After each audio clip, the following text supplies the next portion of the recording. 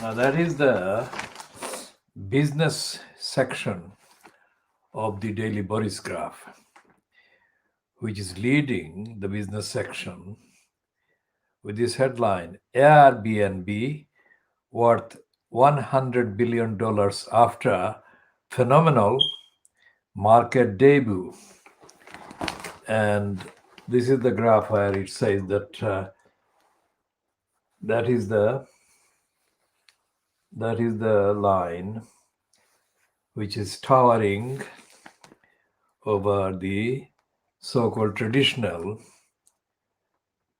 renting, booking, room booking companies like the Marriott Hotel Group, which is $43 billion, Hilton Hotel Group in $29 billion, and Intercontinental Group, which is $11.5 billion. Now it's giving a wrong establishment year, 2003. The Intercontinental has been around since the 1960s, as far as I can see. And Whitbread is at $7.59 billion, established in 1742. And Wyndham, established in 1981, is shown as 5.4 billion. Now, this is indeed phenomenal.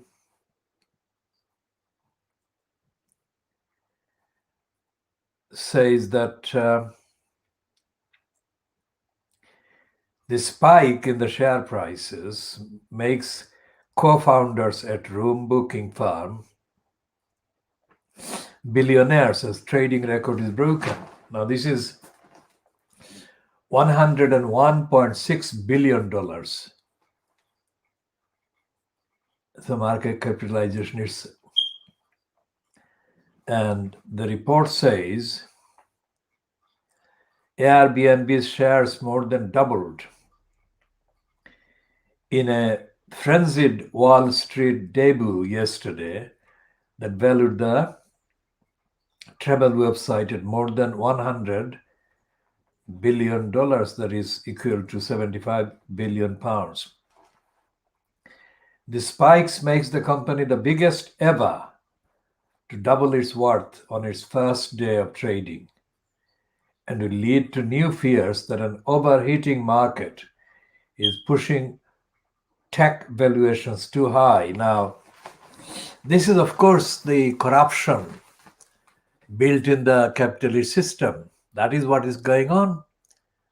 It's not anything to do with the existence of society, existence of anything.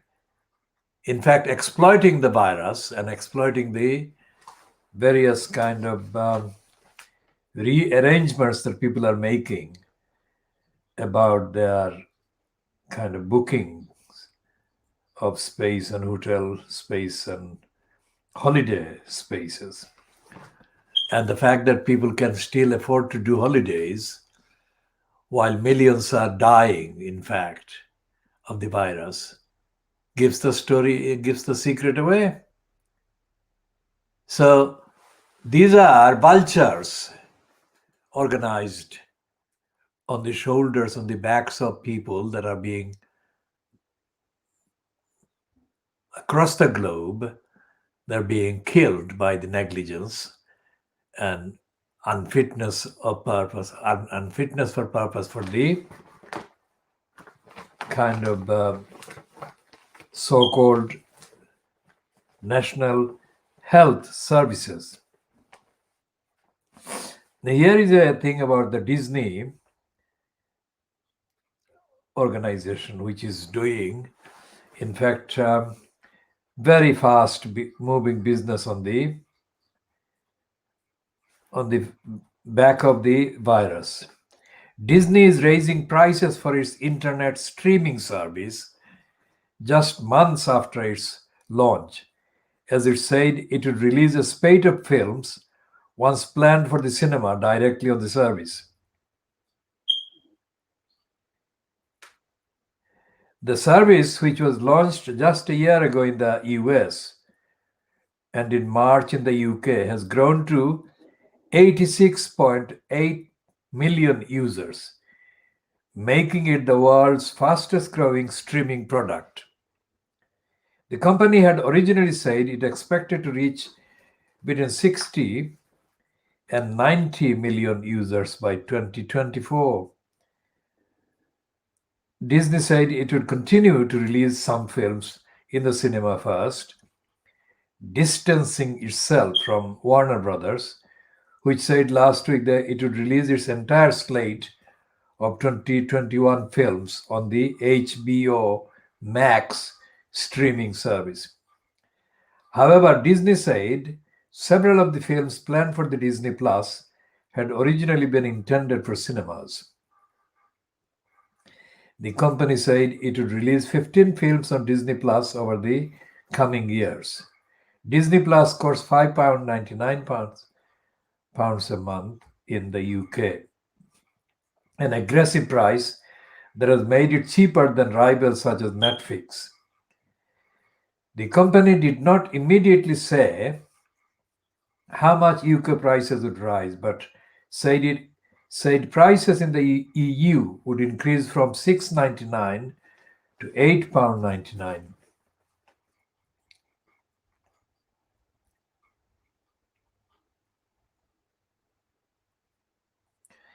And the piece goes on in the body graph. Disney, which has bet its future on the internet streaming in recent months after the pandemic shut parks and cinemas, added that it would release 15 feature films a year. Now, the shutting of the parks and cinemas has obviously given Disney this opportunity. And they are diversifying and they're completely over kind of benefiting from the diversification. What are the non-commercial, so-called, the state agencies doing to serve the community and provide them the service that the communities and persons need? They're not doing the same kind of expansion of the services.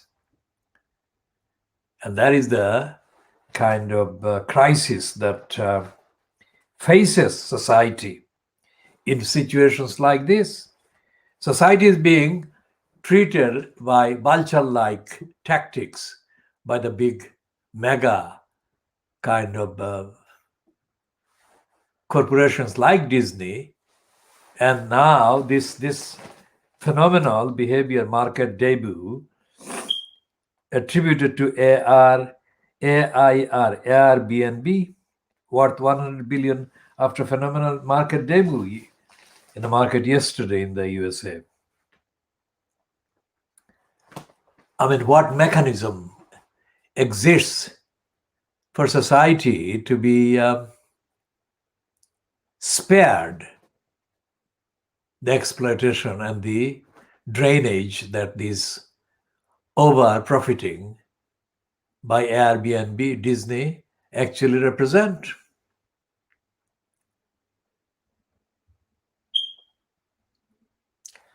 In the continuation of the evidence of the behavior of Tower Hamlets Council during the 6 calendar years of Lutfur Rahman being in post as the elected mayor, we refer to the email communications that took place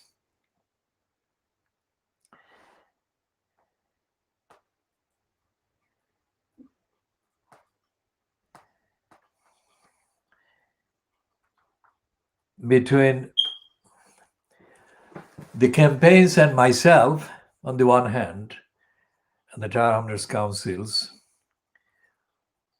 post holder, elected post holder,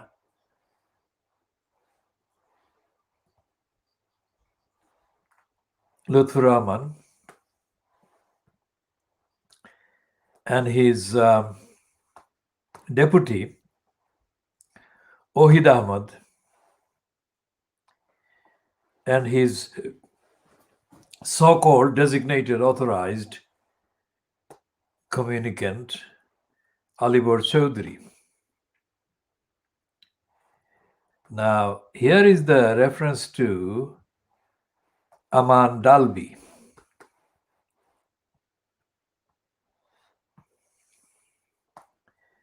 Now, there are references to Aman Dalby dated 1st of November 2012 onwards, going to, that is where it starts from this particular record, and it continues up to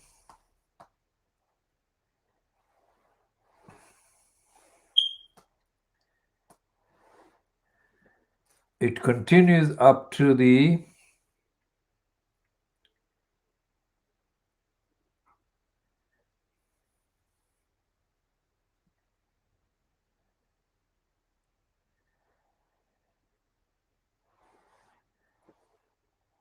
21st of March 2014,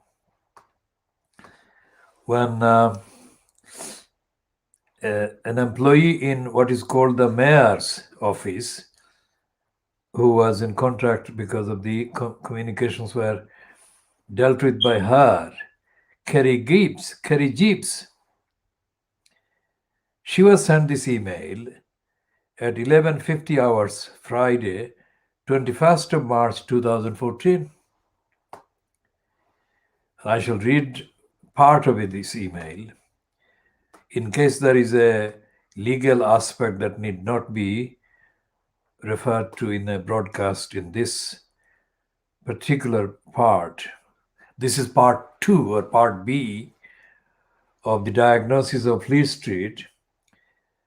And the reason why we are talking about the Tower Hamlets Council is to do with the fact that the Fleet Street papers don't report the truth about the lack of democracy, lack of accountability, and lack of action in compliance with the duties of the council, such as Tower Hamlets Council.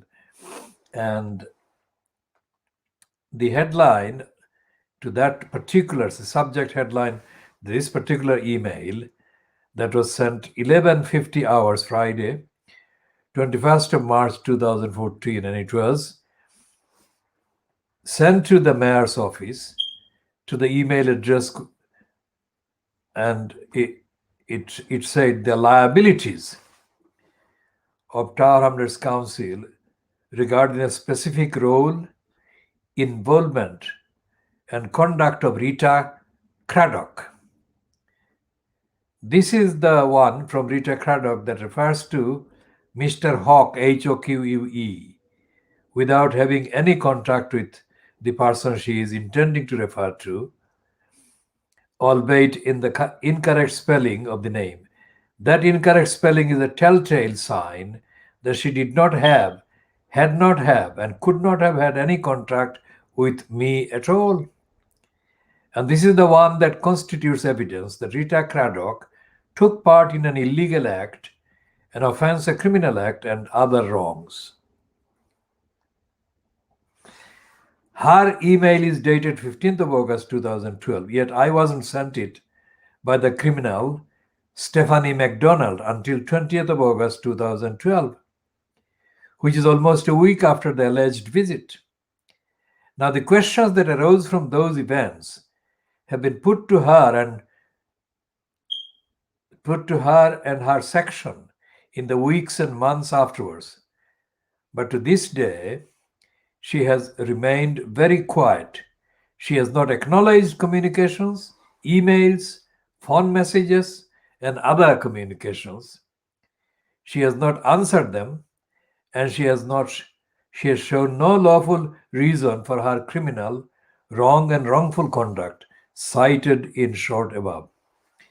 The questions have been updated and put to Stephen Halsey. Now, Stephen Halsey was one of the chief executive post holders because he and Aman Dalby kind of exchange. That was an internal kind of exchanges took place because of the differences of approach by Lutfur Rahman and his so-called Labour Party oppositions. So the questions have been updated and put to Stephen Halsey. Nadir Ahmad is a very seriously defective ethnicity boy put in a position as a peer to the chief executive. We shall have more evidence on this behavior of this boy Nadir Ahmad. And Aman Dalby and a dozen others in the council in the period that has passed. I have been asking the questions, and you will recall my referring to Craddock on 100 occasions in the past 19 months, 20th of August 2012 to 21st of March 2014. And I have been stressing that I wanted to be given absolute clear proof that she did the wrongs without intending to do them and without wanting to let the criminal Stephanie MacDonald carry out her, Stephanie MacDonald's, crimes and wrongs, or without intending to aid and abet the letter in the letter's wrongs and offences. She has not shown that, nor has the council within the quotation mark.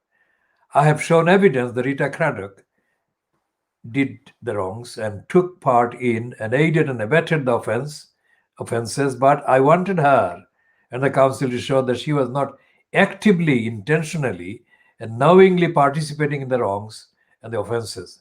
I'm saying that the fact that she visited the spaces that I was the lawful and long-standing occupier of, without either notifying me ahead of it or afterwards, let alone seeking my consent in advance of the visit, and that she did that without my being aware of it or being present at the time, constitutes serious part of the evidence of a plot, a plan, and a conspiracy that she aided and abetted in the carrying out of. The other facts and detail have been referred to already and will be again amplified and clarified if need be. This is why I have asked Aman Dalby to deal with it. I asked him in 2012 to do that. A year before Lutfur asked him to have the meeting with me. See the email I sent to you with 10 points on 10th of March 2014. Aman Dalby has totally failed or neglected to do that. Why? He assured me in August 2013 that he would most sincerely carry out the whole investigation in 2 weeks and get to the bottom of it and definitively deal with it. Why hasn't he done what he expressly undertook to do, and an undertaking I relied on? What did Aman Dalby come across that stopped him from keeping his express and detailed undertaking to me? Now that was addressed to the person in post called Kerry Jeeves, who is one of the people that I had regular communications with, because she was the one that was working in what was called the mayor's office. And she was the one that passed on the communications to Alibor Chaudhry, who was the one that she was in direct communications with. So if Alibor Chaudhry or Lutfur Rahman or anybody else claim that these communications didn't take place, here is the evidence that they did take place. And the details of the references to Aman Dalby are self-evident. And I can say that in August 2013, I had the meeting with Aman Dalby. This followed a statement made in front of me by Lutfur Rahman to Aman Dalby to have a meeting with me and sort out the issues. Now, it is possible that Lutfur Rahman separately told Aman Dalby to just go through the motions and not do anything.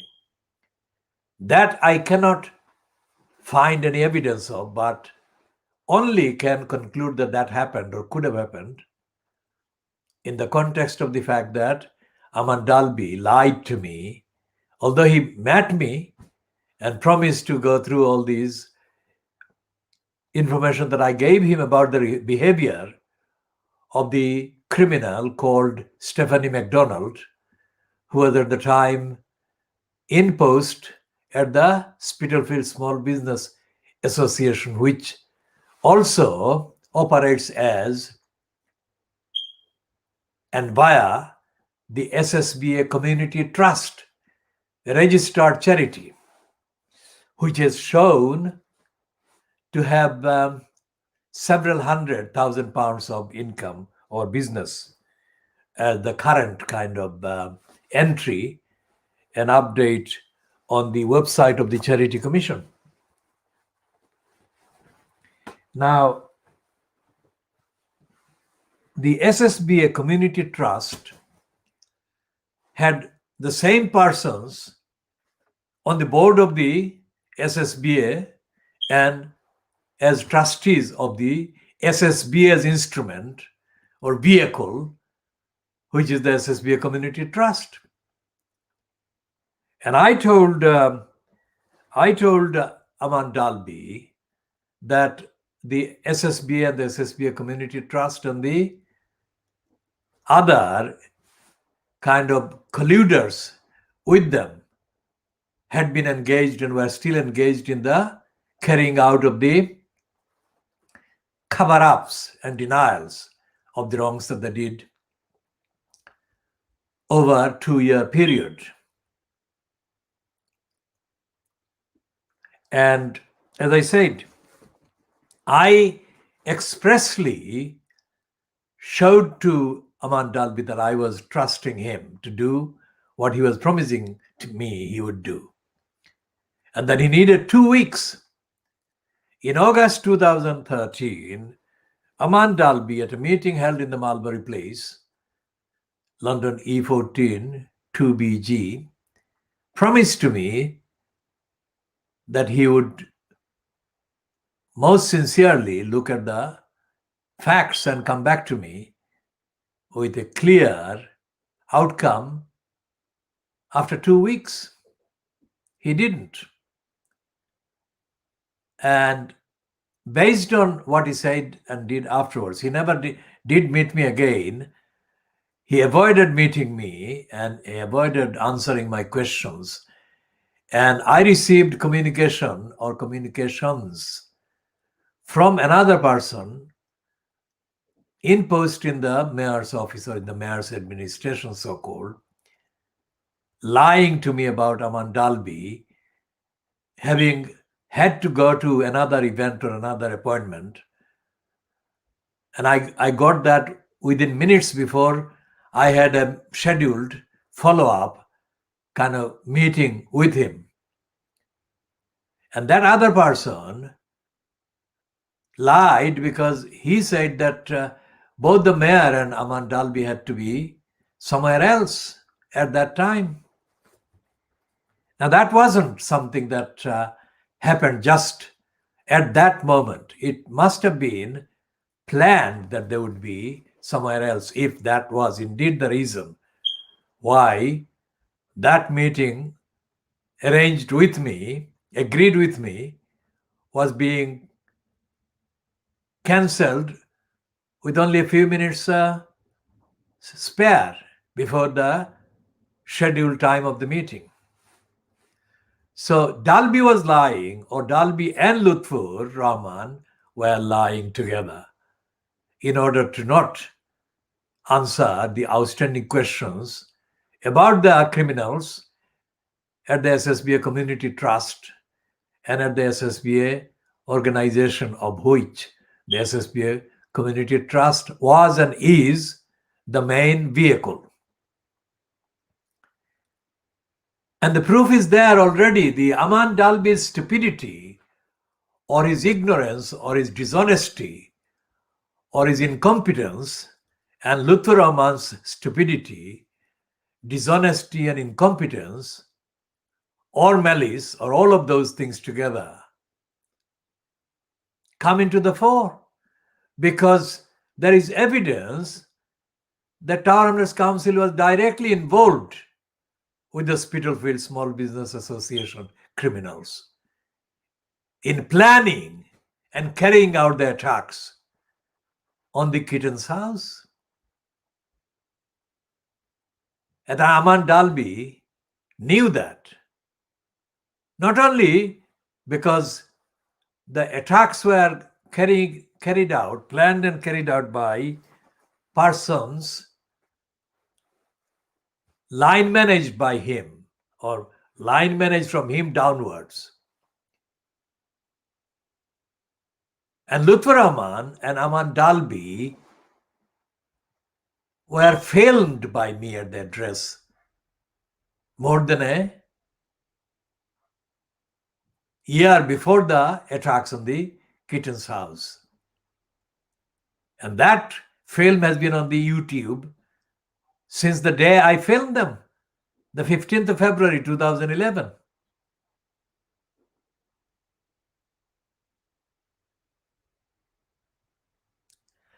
And it was on the 15th of February 2011 that I told Lutfur in front of Aman Dalby, who was standing right in front of 164 Brick Lane, while I spoke to Lutfur Rahman on the other side of Brick Lane. And I told Lutfur Rahman that serious damages were being done by employees in the council. And Lutfur Rahman promised. Lutfur Rahman promised to do everything to stop these attacks.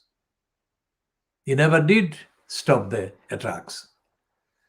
So the conclusion is that Lutfur Rahman was part of the plotters, the wrongdoers, the criminals who plotted and carried out the attacks on the Kitten's house.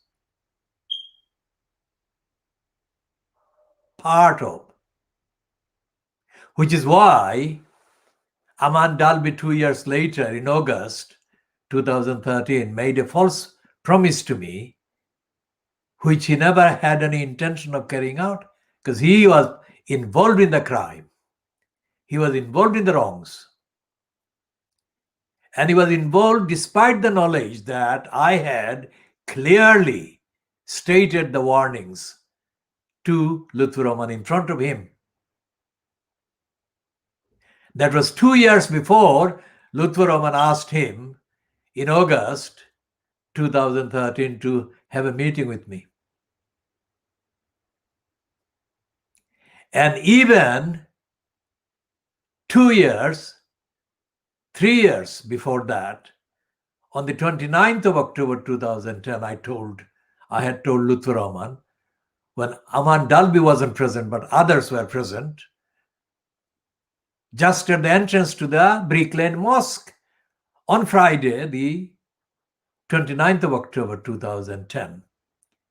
The serious criminals and serious crimes were being committed by employees in the council, Tower Hamlets Council itself, and he must stop them effectively. That is what I said.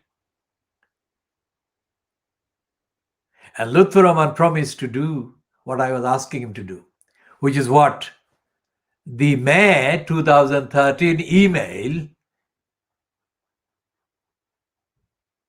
that I sent to Afsana Begum confirms. Because Afsana Begum was repeating what Ohid Ahmed had already been stating, that my concerns were given the highest possible importance. They did not rule out anything. My concerns, in the plural.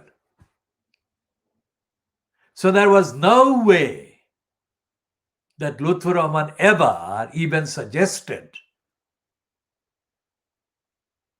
let alone expressly stated, that my assertions, the communications, the claims and the demands were anything other than warranting the highest possible importance by him and his regime.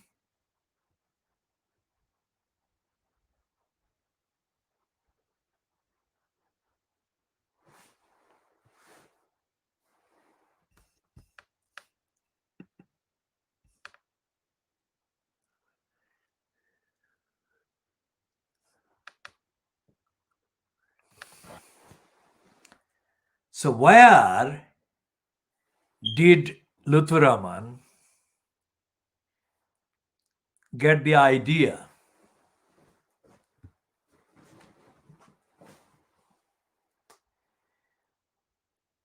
that he could tell lies, he could make false promises to me, and that those false promises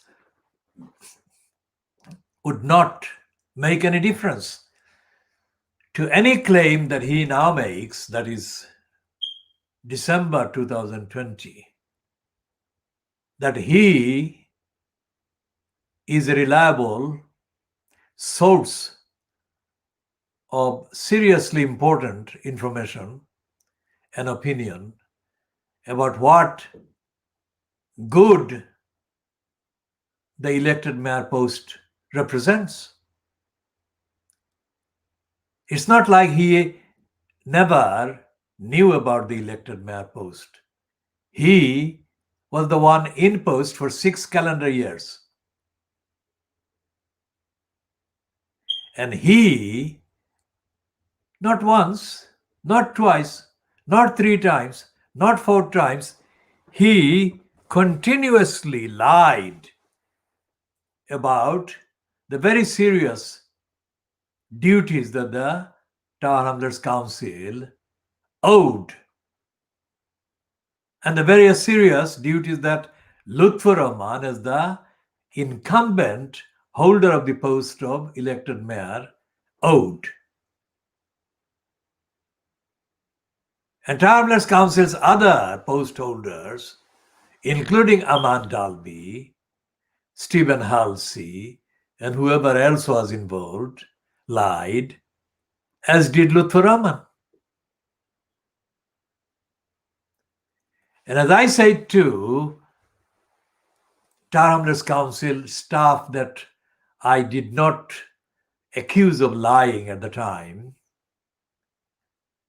including to a person that is no longer in the post in that council, called Carol Marchant. Now, Carol Marchant, I had had contacts with at least since the 1990s, when I had to communicate with the office of the chief executive, then known as Sylvie Pierce. And Sylvie Pierce told me on the telephone that she appointed, or she had, Carol Marchant as her main PA, because Carol Marchant was very good at her job. So I came into contact with Carol Marchant when she replied to my communications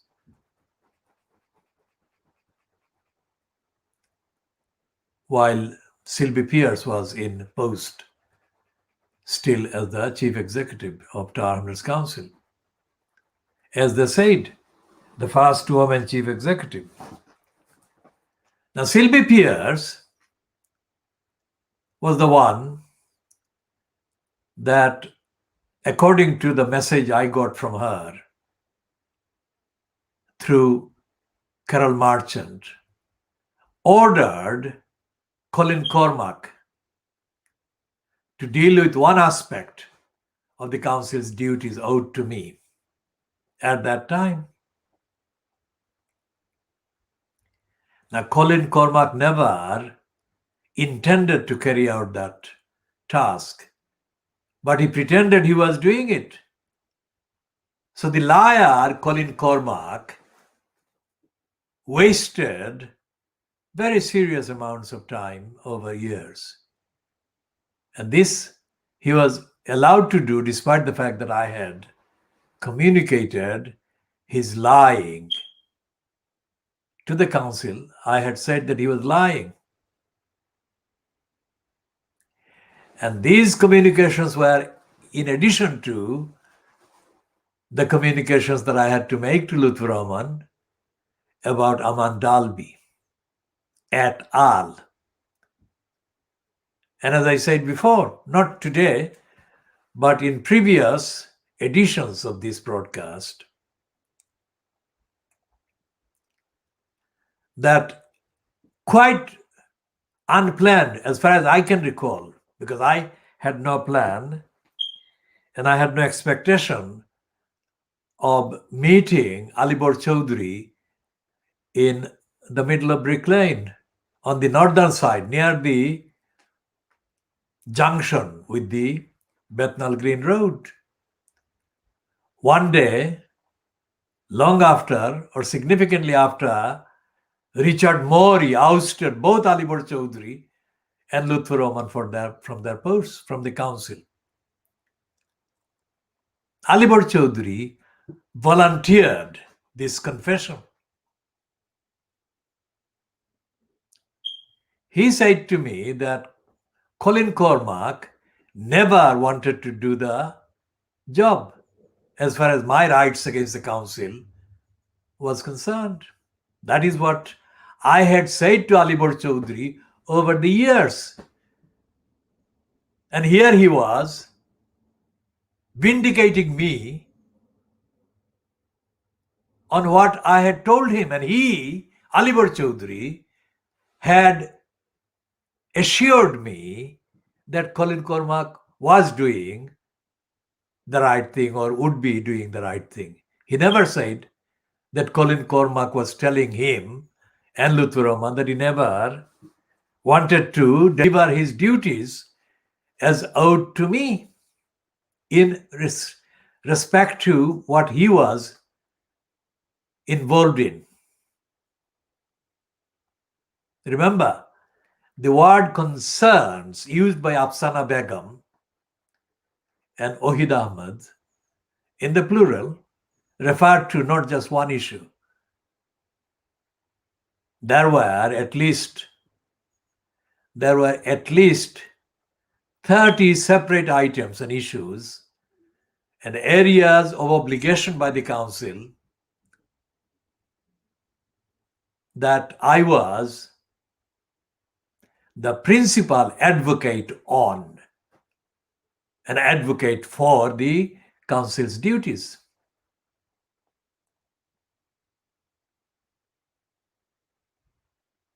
So when Lutfur Rahman and his so-called supporters claim that the mayor system is the one that suits the termless council, what are they doing? Are they aware of what they are meaning or what they are kind of taking part in? Do they know the facts? Does any of them, without naming them, does any of them, and I say without naming them because I have no prejudice against any of them, including Lutfur Rahman, but I have claims based on evidence. And those claims exceed 30 claims, let's say, separate claims. And Tower Hamlets Council's every single aspects of its wrongdoing I have been examining. No aspect is outside of the remits of investigation that I have been forced to carry out. And there is not a single aspect of the wrongdoers' behavior, statements, denials, and the rest that constitutes any reasonable ground, let alone lawful ground. Now I shall be talking about this boy that I referred to earlier, Nadir Ahmed, is a very stupid boy. And I shall be talking about the stupid girl, who is a licensed law trader moron, who sent me a stupid email about my claims at the time in the High Court. Now, what am I doing here is updating exclusively world level of exclusive investigative update, original investigation. It is one of the 32 boroughs in the Greater London area, Tower Hamlets. But it is still responsible for 250,000 people and people's rights and needs. And it is also connected with the other 32 boroughs and also part of the general local aspect of the UK state, which means that Tower Hamlets Council, although it's one of only 32 boroughs, or only one of 32 boroughs in London, it is part of the UK state, which means that it is obliged to uphold the duties it is under according to the UK's status as a currently actively signed up signatory to the international treaties, obligations, charters, and so on.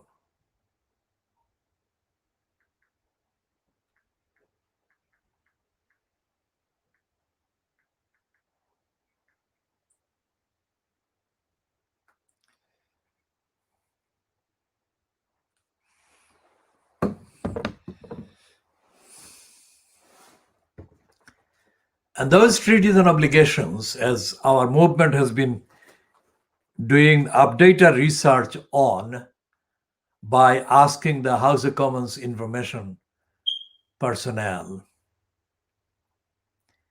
those treaties and obligations imposed by those are not being implemented by any part of the UK state. And that includes local councils, which are part of the local kind of aspects of the UK state.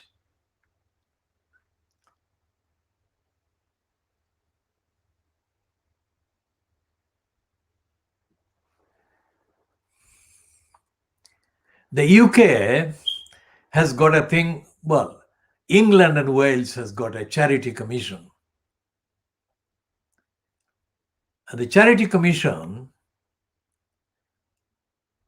is among the regulators that I have condemned as being useless and as in effect, de facto colluders in the wrongdoings being done by the criminals operating via covers like the Spitalfields SSBA Community Trust, which we shall be discussing in detail in part C